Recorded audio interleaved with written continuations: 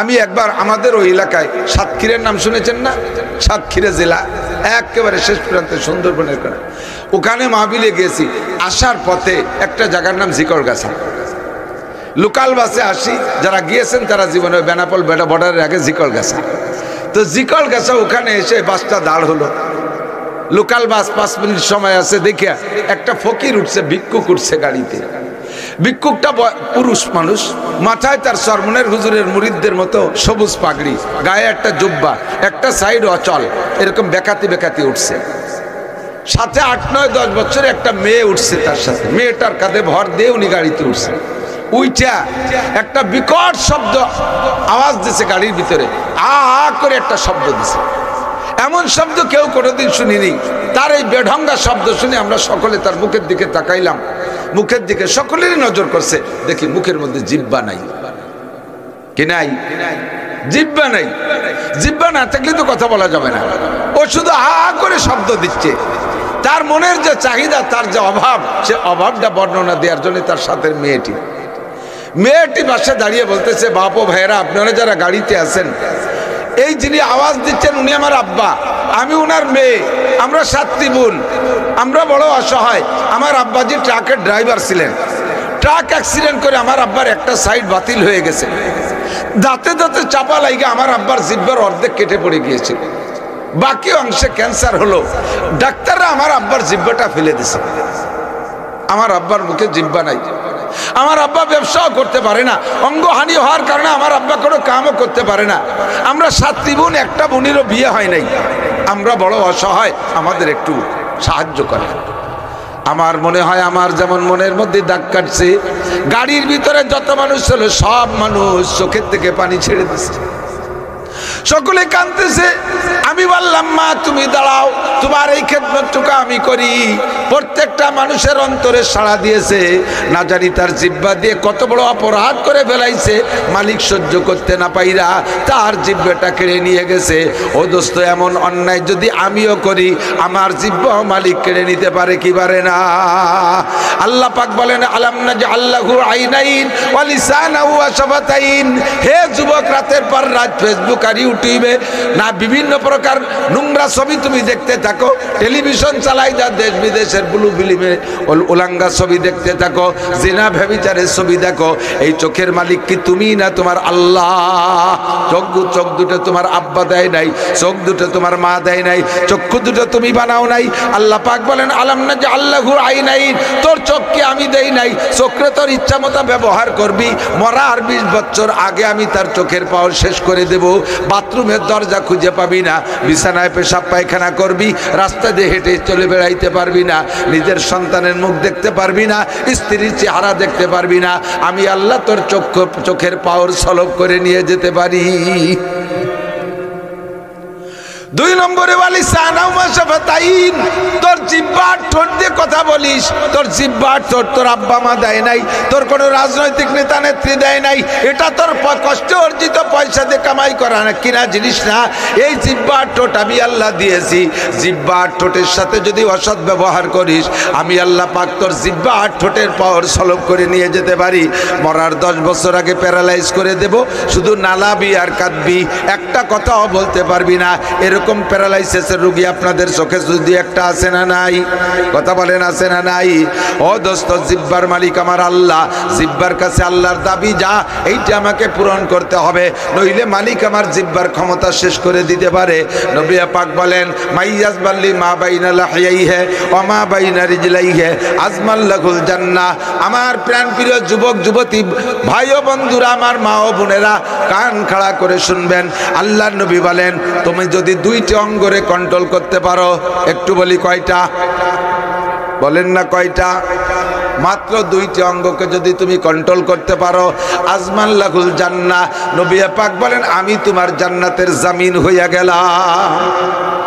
বাংলাদেশের প্রধানমন্ত্রী তৎকালীন যিনি থাকেন, সমকালীন যিনি থাকেন, প্রধানমন্ত্রী যদি কোনো যুবকের চাকরির দায়িত্ব নেয়, তাহলে ওই যুবকের চাকরি মিস হওয়ার সম্ভাবনা থাকে না। কতক্ষণ? আমাদের বিগত যে প্রধানমন্ত্রী গোপালগঞ্জের নেত্রী শেখ হাসিনা ছিলেন, উনি মাঝে মাঝে বাড়ি যাইতেন, যাওয়ার সময় তো যাওয়ার শানে যাইতেন। একবার বাড়ি যায় ওনার কৌতূহল জাগলো, হেলিকপ্টারে চড়ি, বিমানে চড়ি, সব দামি দামি পরিবহনে চড়লাম, ভ্যানে তো কোনোদিন উঠলাম না। এদিক ভ্যান আছে নাকি?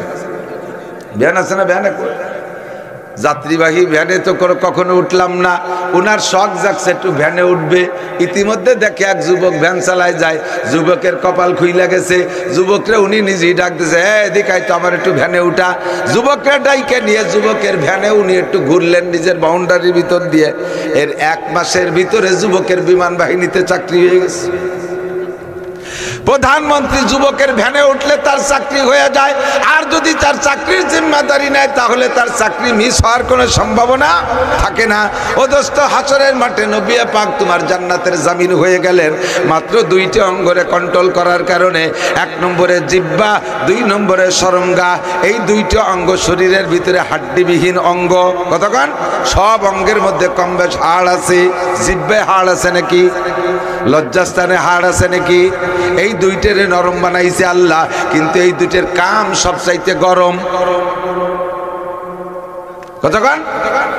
জিহ্বের অন্যায়, এই জিহ্বের অন্যায়ের কারণে মানুষ দেশ ছাড়ে, জিহ্বের অন্যায়ের কারণে মানুষ মহা মহা বিপদে পড়িয়া যায়। আর মান অপমান যত সব শরমগা আর জিহ্বের অপরাধের কারণে। এজন্য নবী নিজেও বলেন, জিরমুহু সগীর ও জুরমুহু কাবীর, জিরমুহু সগীর ও জুরমুহু কাবীর। অঙ্গ 2টে দেখতে ছোট, অঙ্গ 2টে দেখতে ছোট, কিন্তু অন্যায় তার সবচেয়ে বড়। কাজে ওই 2টে অঙ্গের জিম্মাদারি যদি যুবক তুমি নিতে পারো, নারী আর পুরুষ তোমার যার যার শরমগা আর জিহ্বাকে যদি কন্ট্রোল করতে পারো, আমি নবী তোমার জান্নাতের জামিন হইয়া গেলাম।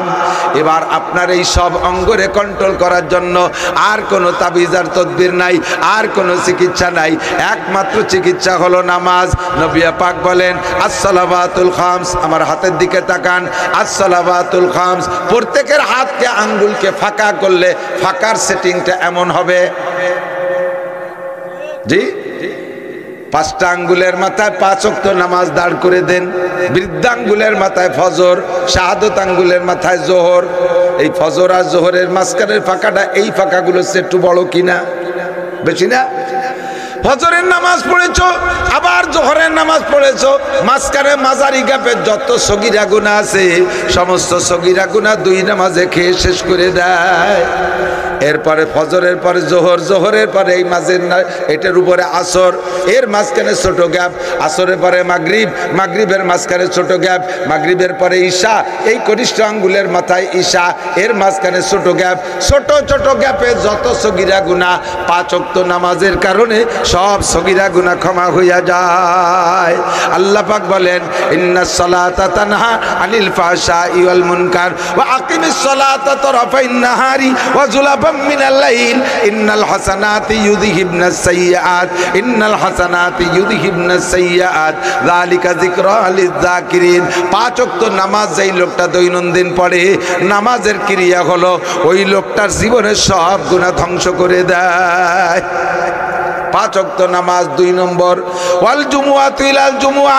গত জুমার নামাজ পড়েছেন, আবার আগামী জুমার নামাজ পড়বেন তো ইনশাআল্লাহ। নামাজের নিয়ত আছে তো? জুমার নামাজ পড়েন আপনারা? জুমার নামাজ পড়বেন। 2 জুমার মাঝখানে কয় দিন? আবার কোন কয় দিন? 2 জুমার মাঝখানে কয় দিন? একজন পাশ করছে, সব পেন। 2 জুমার মাঝখানে 6 দিন, শুক্রবার বাদ দিয়ে সপ্তাহ না তো 2 জুমার মাঝখানে কয় দিন? 6 দিনে যত সগীরা গুনাহ 2 জুমার নামাজের ওসিলায় সব সগীরা গুনাহ মাফ। ইন্নাল হাসানাত ইউযহিবনাস সাইয়্যাত। 2 নম্বর ইবাদত আপনার 2টা জুমা। 3 নম্বর ইবাদত রমাদানু ইলা রমাদান। গত রমজানে রোজা রেখেছেন, আবার আগামী রমজানে ইনশাআল্লাহ রোজা রাখার নিয়ত আছে তো? রমজানে রোজা রাখবেন। গত রমজানের রোজা, আগামী রমজানের রোজা, 2 রমজানের মাঝখানে 11 মাস। এই 11 মাসে যত সগীরা গুনাহ 2 রমজানের ওসিলায় আল্লাহ সব সগীরা গুনাহ মাফ করে দেয়। কেউ কেউ মনে করতেছেন, হয়তো ভাবতে পারেন 2 জুমার ওসিলায় 2 রমজানের ওসিলায় যদি 11 মাসের গুনাহ মাফ হয়, তাই তো জুমার নামাজ আর রক্তীয় নামাজ লাগতেছে না।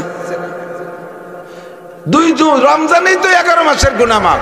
এদিক তাকান, এদিক আছে কিনা আমি জানি না, বলতে গেলে আঞ্চলিক কিছু বাস্তবতা থাকতে হয়। আমাদেরও এলাকার টিউবওয়েলের পানিতে খুব আয়রন। তো এখন আধুনিক ফিল্টার অনেক বের হয়েছে। আমাদের প্রথম সময় এই সমস্ত ফিল্টার ছিল না, আমরা মাটির হাড়ি দিয়ে ফিল্টার বানাইতাম। মুরব্বী কেউ থাকলে জানতে পারবেন, মাটির হাড়ি দিয়ে ফিল্টার বানাইতে কাঠ দিয়ে একটা ফ্রেম বানাইতাম। ফ্রেমের ভিতরে 3টে তাক, উপরের তাকের উপরে 4টে তাক, উপরের তাক বুঝতেছেন তো, ধাপ, উপরের ধাপে একটা মাটির হাড়ির ভিতরে টিউবওয়েলের সে আয়রন করা সরাসরি পানি। এবার ওই হাড়িটার পাশা ছিদ্র করে একটু নেকড়া ভরে দিতে হয়, ফুটায় ফুটায় পানি পড়তো। এই বুড়ো মনে জানে বাপ দেখতেছি। ওই হাড়ি 2 নম্বর হাড়ির ভিতরে থাকতো বালু। কি দেওয়া হয়? বালু। উপরের হাড়ির থেকে 2 নম্বর বালির ভিতরে পানি পড়ে, বালু ভিজে আবার ওই বালুর হাড়ির তলাও ছিদ্র, ওখান থেকে ফুটায় ফুটায় 3 নম্বর হাড়িতে পড়ে। 3 নম্বর হাড়ির মধ্যে দেওয়া হতো কয়লা। কয়লার হাড়িটার তলা ছিদ্র করে নিচে আরেকটা হাড়ি ভরে দেওয়া হতো পাথর। পাথরের হাড়ির নিচেও ছিদ্র দিয়া নিচে আরেকটা হাড়ি পেতে রাখা হতো, ওইটা ভালো হাড়ি, ওইটার মধ্যে পানি জমবে। তো 1 নম্বর ফিল্টার 1 নম্বর হাড়িতে বালু ভিজে পানির থেকে বালুতে আয়রনকে আটকায় রাখে, বেশ মোটামুটি আয়রন বালুতে আটকায় রাখে। এরপরে যেটুক আয়রন থাকে 2 নম্বর হাড়িতে কয়লায় সে আয়রন ধরে রাখে। কয়লা যত দূর পারে কইরা 3 নম্বর হাড়ির ভিতরে দেয়। 3 নম্বর হাড়ির ভিতরে আছে পাথর, লাস্টে পাথর ভিজে যে পানিটা পড়ে ওর পরে আয়রন আর্সেনিক লবণ কিচ্ছু থাকে না, একেবারে স্রেফ ফ্রেশ স্বচ্ছ পানি হয়ে যায় 5 নম্বর হাড়িতে জমে। সেই পানি খাইলে কোনো ক্ষতি হয় না। আল্লাহ পাক রব্বুল আলামিন, নবী পাক সেভাবেই বলেছেন, তোমার জিন্দেগির সমস্ত গুনাহকে ফিল্টার করার জন্য 3টে ফিল্টার। 1 নম্বরে দৈনন্দিন 5 ওয়াক্ত নামাজের 1 ফিল্টার, 2 নম্বরে সপ্তাহে 2টা জুমার ফিল্টার, 3 নম্বরে 2 রমজানের ফিল্টার। রমজানের ফিল্টার, পাথরের ফিল্টার, জুমার ফিল্টার, কয়লার ফিল্টার, আর 1 নম্বর ফিল্টার 5 ওয়াক্ত নামাজ। কাজেই তোমার ওই পানিকে ফিল্টার করতে যেমন 1 হাঁড়িতে যথেষ্ট নয়, 3টে হাঁড়ি অতিক্রম করতে হবে। তোমার এই জিন্দেগির যত গুনাহ আছে সমস্ত গুনাহ ক্ষমা যদি পেয়ে নিতে হয়, ক্ষমা করাইতে হয়, তাহলে 3টে ফিল্টারে ফিল্টার করতে হবে। 1 নম্বরে নামাজ, 2 5 ওয়াক্ত নামাজ, 2 নম্বরে 2 জুমা, 3 নম্বরে আখেরি 2টা রমজান। আল্লাহ পাক আমাদের সকলকে এই 3 ইবাদত করে জিন্দেগির সকল অন্যায় থেকে ফিরে থাকার তৌফিক দান করে, বলেন আমিন।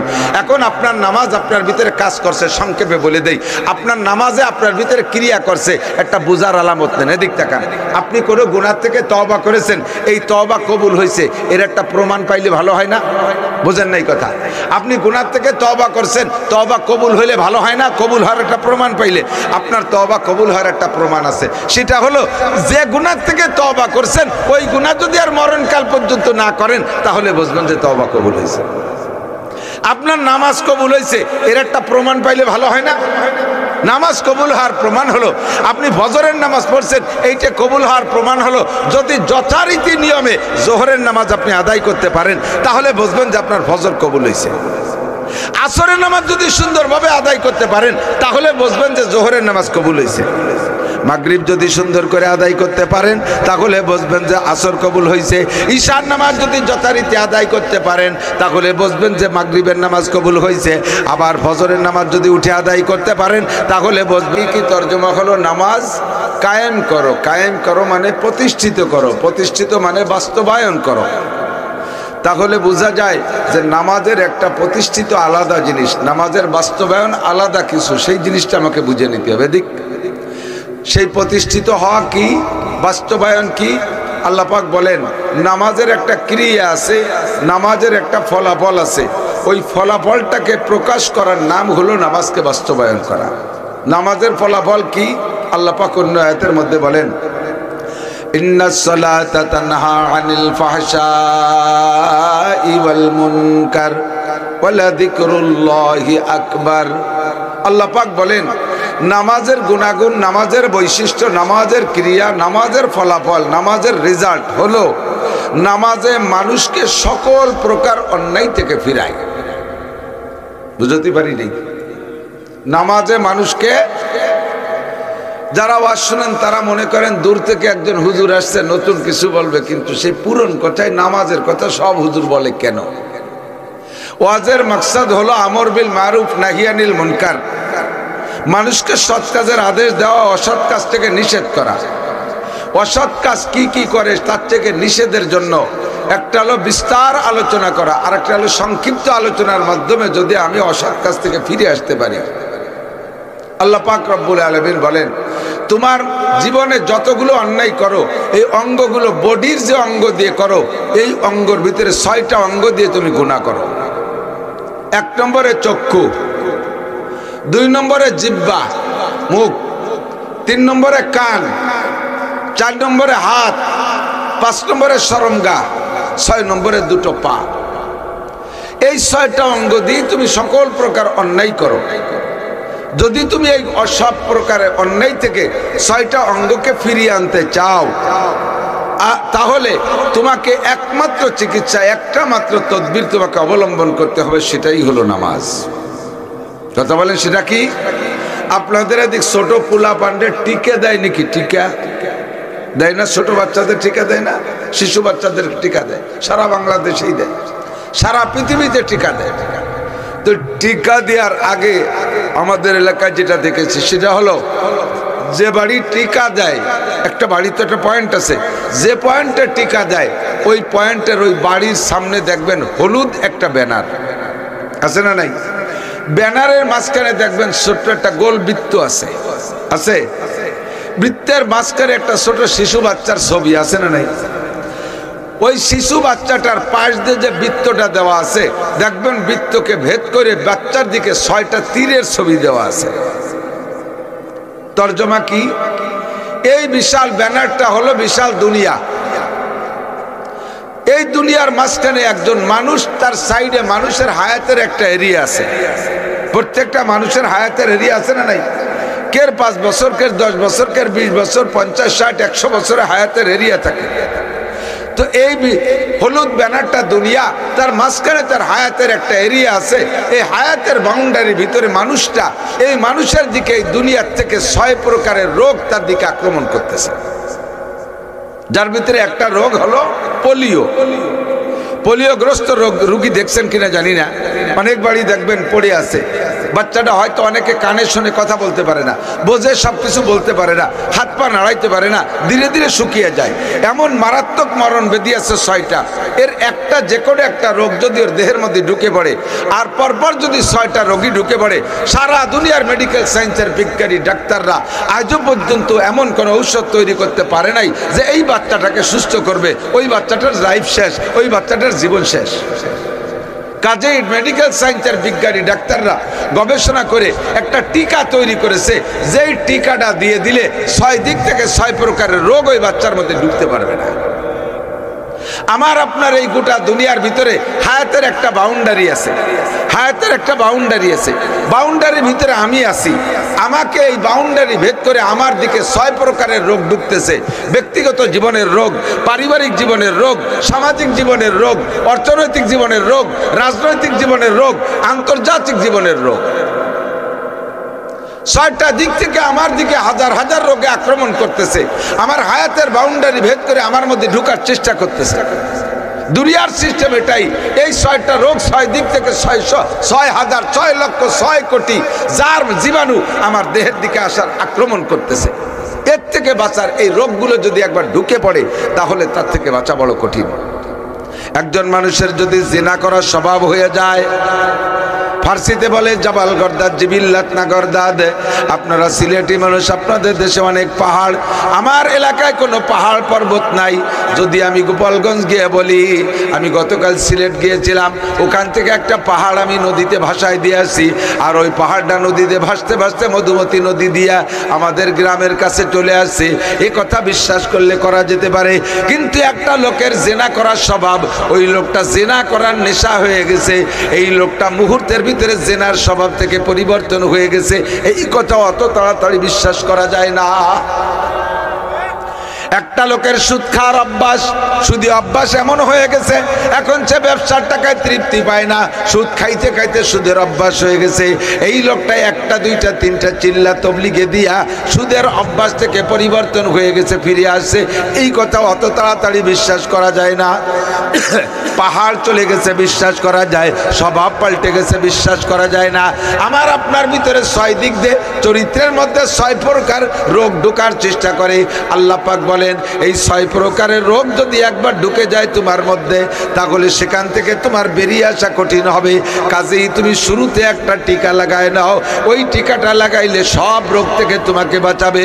ওই টিকাটার নাম হলো নামাজ। টিকার নাম কি? এজন্য আল্লাহ বলেন ইন্নাস সালাতা তানহা আনিল ফাহশাই ওয়াল মুনকার, নামাজে নামাজিকে সকল প্রকার অন্যায় থেকে ফিরায়।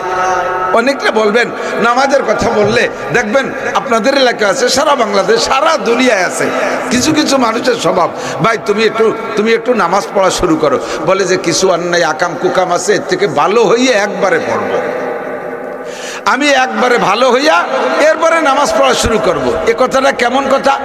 একজন লোক বেডে অসুস্থ মারাত্মক রোগী, জান যায় যায় ভাব, অসুস্থ মারাত্মক ভাবে রুগ্ন, এই লোকটারে যদি বলা হয় ভাই তুমি এইভাবে বিছানায় শুয়ে শুয়ে কাতরাচ্ছ, একটু ডাক্তারের কাছে যেতে পারো না? লোকটা জবাব দেয় একটু সুস্থ হয়ে নেই তারপরে ডাক্তারের কাছে যাও। বোঝেন নাই কথা? অসুস্থ রোগী বিছানায় শুয়ে কাতরায়, তারে বলি ভাই একটু ডাক্তারের কাছে যাও, ঔষধ খাও, ওকে একটু সুস্থ হয়ে নেই তারপরে পরে ডাক্তারের কাছে যাব। তো সুস্থ হওয়ার পরে ডাক্তারের কাছে যাওয়ার কথাটাও যেমন আমি ভালো হয়ে নামাজ পড়বো, সে কথাটাও তেমন। তুমি সুস্থ হওয়ার পরে ডাক্তারের কাছে কেন যাবা? তুমি ভালো হওয়ার পরে তো ভালো হয়েই গেলে, তারপরে তোমার নামাজের প্রশ্ন না। আল্লাহ পাক বলেন তোমাকে সুস্থ করতে যেমন ডাক্তারের কাছে যাওয়া লাগবে, তোমার চারিত্রিক রোগ 6 দিক দিয়ে যে রোগ আসার সম্ভাবনা আছে, এখান থেকে তোমাকে বেরিয়ে আসার জন্য একটা চিকিৎসা লাগবে। ওই চিকিৎসার নাম হলো ইন্নাস সালাতা তানহা। এবার এই নামাজে আমার ওই 6টা অঙ্গরে হেফাজত করে। খেয়াল করছেন? মনে আছে কয় অঙ্গ দিয়ে আমি অন্যায় করি? 6টা অঙ্গ দিয়ে অন্যায় করি। 1 নম্বরে চক্ষু দিয়ে আমি অন্যায় করি। আবার আমি নামাজও পড়ি। আমি নামাজ চক্ষুকে যদি ভালো করতে হয়, চোখে যদি কন্ট্রোল করতে হয়, তাহলে আমাকে নামাজের মাধ্যমে কন্ট্রোল করতে হবে। জবানকে যদি কন্ট্রোল করতে হয়, হারাম খাবো না, হারাম কথা বলবো না, মদ গাঁজা আবা ফেন্সিডিল খাবো না, হিরোইন ভাঙ বিড়ি সিগারেট হুক্কা খাবো না, সুদের টাকা খাবো না, ঘুষের টাকা খাবো না, চোরা টাকা খাবো না, আর ডাকাতি করা টাকা খাবো না, জাতির হক মেরে খাওয়া টাকা আমি খাবো না, এই টাকা জিব্বায় দেব না। এই তদ্বির জিব্বাকে যদি কন্ট্রোল করতে হয়, তাহলে আপনাকে নিয়মতান্ত্রিকভাবে নামাজ পড়তে হবে। নামাজেই আপনার জিব্বাকে কন্ট্রোল করতে হবে। এরপরে আপনার কানে শুধু গান শুনতে চায়, কানে বাজে কথা শুনতে চায়, কানে বাউল গান শুনতে চায়, মমতাজ মনির খান আলমগীরের গান শুনতে মনে চায়, বিভিন্ন কণ্ঠশিল্পীর গান কানে ভালো লাগে। এই কানকে আপনি সেখান থেকে ফিরিয়ে আনতে হলে অন্য কোনো তদবিরি কাম হবে না। একটা মাত্র টিকা, তার নাম হলো নামাজ। কে বলেছেন? আল্লাহ মাঝে মাঝে মিথ্যে কথা কয়, কথা বলেন। আমি আপনাদের থেকে অনেক দূরে, আমার ভাষা বুঝতে পারতেছি না, আমি জানি না। একটু সাড়া না দিলে আমার মনে হয় যেন আপনারা কিচ্ছু বুঝতেছেন না। বোঝা যায়? কানের মালিক কে? চোখের মালিক কে? জিহ্বার মালিক কে? আমি আমার অঙ্গকে যদি আমার ইচ্ছা মতো ব্যবহার করি, রব চাহি জিন্দেগি বাদ দিয়ে যদি মন চাহিভাবে আমার অঙ্গকে ব্যবহার করি, অঙ্গের মালিক আমার এই অঙ্গকে অচল করে দিতে পারে কি পারে না? হয়েছে। উদাহরণস্বরূপ সংক্ষেপে একটা কথা বলি, আমার দিক তাকান। আপনার বাড়ির রাজমিস্ত্রির জন্য, আপনি রাজের কাজের জন্য, ইটের কাজের জন্য রাজমিস্ত্রি নেছেন। আমাদের ওদিক জোড়া বলে। একজন মিস্ত্রি, একটা সহকারী হেল্পার, জোড়া বলে না? 2 জোড়া মিস্ত্রি নেছেন। এক জোড়া মিস্ত্রি এদিকে ফ্লোরে ইট গাঁথতেছে, বাউন্ডারি ওয়াল। এক জোড়া মিস্ত্রি সকাল থেকে নিয়ে আসর পর্যন্ত 800 ইট গাঁথছে, এবং তার ফ্ল্যাশ সাইড এত ফ্রেশ, প্লাস্টার না করলে চলে, তীরের মতো সোজা, চুল পরিমাণ বাঁকা নেই। আর এক জোড়া মিস্ত্রি বাম পাশে কাজ করছে, গেটের বাম পাশে, ওরাও এক জোড়া সকাল থেকে আসর পর্যন্ত 200 ইট গাঁথছে, আর তা সাপের মতো সোজা। ইটের কোনো ফ্ল্যাশ সাইড নেই, ইটের কোনো ফ্ল্যাশ সাইড নাই। আপনি এ জোড়া মিস্ত্রিও কাজ করছে, ও জোড়া মিস্ত্রিও কাজ করেছে, আপনি কোন জোড়ার সাথে কি আচরণ করবেন? যে 800 ইট কাটছে এত সুন্দর, তাকে বলবেন তোমার 1200 টাকা বিল তো, আর 200 টাকা বেশি নিয়ে যাও, তোমার যা কাজ আমার বাড়ির যত ইটের কাজ জীবন করে তুই করবি, ঠিক কিনা? আর এ বাসালা যে গাচ্ছে ওরে কি করবেন? তুই কালকে তোর আব্বারের সাথে করে নিয়ে ইট খুলবি, বাড়িতে সিমেন্ট বালি আইলে এই ইট সোজা হইরে দিবি, আর 1 বছরের মধ্যে যদি তোর কুলাউড়া থানায় না দেখি, শয়তান আমার মাল নষ্ট করতে আসিস, ওরে কি আর জীবনও রাজমিস্ত্রিতে নেবেন? সেম একই কথা। ফজরের নামাজ পড়ার পরে একদল মুসল্লিরে আল্লাহ কয়ে দেয় তোমার নামাজ বড় চমৎকার, তোমার দাঁড়ানো বড় হেভি সুন্দর, তোমার রুকুটা যে কেমন লাগলো, তোমার সিজদাটা যে কি সুন্দর লাগলো, তোমার কিরাত এত ভালো লাগছে, তোমার আত্মায়ত দোয়া দুরুদ এত ভালো লাগছে, বান্দা তুমি একটু জোহরের নামাজও পড়তে আইসো। ওরে দাওয়াত দিয়ে দিছে। আর আরেকজন ফজরের নামাজ পড়ার সাথে সাথে আল্লাহ কয় তোরে জোরে জীবনও মসজিদে দেখি না, বদমায়েশ, ওয়াইজা কামু ইলা সালাতে কামু কুসালা, নামাজের মধ্যে দাঁড়ায় অলসতা, এরকম সারা বান্ধে বেকা হয়ে দাঁড়ায় থাকে, রুকু দেয় মাথা নিচে হইরে, সিজদা দেয় নাক মেশে তো কপাল মেশে না, যত উল্টো পাল্টা, পা দাঁড়াইছে পায়ের গোড়া মিশে দিয়ে মাথা ফাঁকা করে দাঁড়াইছে। আল্লাহ কয় তোর মতো আড়ানি যেন মসজিদে সৃষ্টি করে দিল, তোর এই এলাকায় যেন না দেখি। ওই লোকটা জোহরের নামাজ পড়তে সুযোগ পায় না। নামাজ কবুল হয়েছে তার প্রমাণ হলো এক ওয়াক্ত নামাজের পরে ফিরে ওয়াক্ত যদি যথারীতিতে পড়তে পারেন তাহলে বুঝবেন আপনার নামাজ কবুল হয়েছে। কতক্ষণ ও দোস্ত, আপনার ইবাদত বন্দেগি কবুল হচ্ছে, এর প্রমাণ আপনার তওবা কবুল হয়েছে, আপনার নামাজ ক্রিয়াশীল হয়েছে। বোঝার জন্য আলামত ওই 6টা অঙ্গ। এদিক তাকান, নামাজ পড়তে পড়তে কিছুদিন পরে যদি চোখ ভালো হয়ে যায় আর চোখে খারাপ দেখতে মনে চায় না, বাস বুঝবেন আপনার নামাজ কবুল হয়ে গেছে। আপনার নামাজ চোখের মধ্যে কায়েম হয়েছে।